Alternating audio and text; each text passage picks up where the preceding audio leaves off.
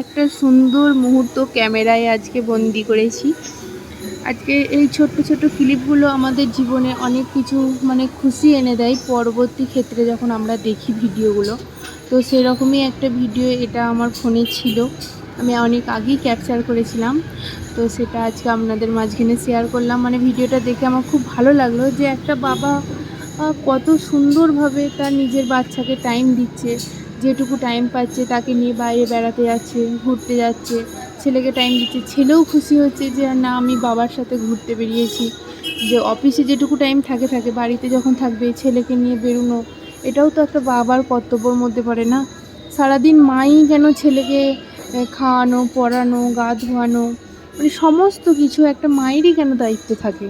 একটা বাবারও সমান দায়িত্বর মধ্যে পড়ে। আর আমার হাজব্যান্ড যথেষ্ট ভালো, সে তার ছেলেকেও যথেষ্ট টাইম দেয় যেটুকু টাইম পায়। আর আমার ছেলেও তার বাবা ভক্ত বেশি মায়ের চেয়ে। তো আমি খুবই হ্যাপি যে এমন একজন জীবনসঙ্গী পেয়ে। আমার ছেলে আমাদের সুখী পরিবার বলতে গেলে। তো যে কোনো কারণে আমরা বাইরে আছি আমার হাজব্যান্ডের জব পারপাসের জন্য। তো সেখানে আমাদেরকেও ভালো লাগে না, একা একা থাকি। পরিবার, শ্বশুরবাড়ির, বাপের বাড়ির, নিজের আত্মীয় স্বজন সবাই বাড়িতে থাকে। তো আমাদের একটু মনটা খারাপ করে মাঝে মাঝে। তো বাচ্চাটার কতটা খারাপ হতে পারে মনটা, সেই একাকিত্ব বোধটা যাতে ছেলের না আসে, ওই জন্যই ওকে একটু বাইরে ঘুরতে নিয়ে যাওয়া, ওকে একটু টাইম দেওয়া, ওকে একটু ভালো মন্দ গল্প বলা, ওকে পড়ানো, ওকে পড়ার মাধ্যমেও একটু গল্প বলে বলে গল্প ছলে ছলে ছড়ার ছলে ছলে পড়ানো, ড্রয়িং করানো, যাতে ও সবসময় নিজের একাকিত্ব না ফিল করে।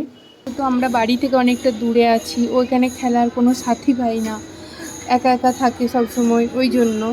আর আপনারাও যদি কোনো মায়েরা এরকম বাইরে থাকেন, নিজের বাচ্চাকে টাইম দেবেন এবং আপনার হাজব্যান্ড যেটুকু টাইম পাবে বলবেন আপনার ছেলেকে যেন সেটুকু টাইম দেয়, যেন ফোনের মধ্যে না থেকে যায়, যেন ছেলেকে টাইম দেয়। তাহলেই দেখবেন একটা ছেলের জীবনটাও সুন্দরভাবে একটা তৈরি হবে। বাবা মার ভালোবাসা পেয়েই তো একটা ছেলের জীবন সুন্দর হয়, ছেলে মেয়ে যেই হোক সুন্দর হয়। সেরকম আমরাও দেওয়ার চেষ্টা করি, আপনারাও অবশ্যই দেওয়ার চেষ্টা করবেন। তো কি বলবো, গুড বাই, এখানেই ভিডিওটা শেষ করলাম।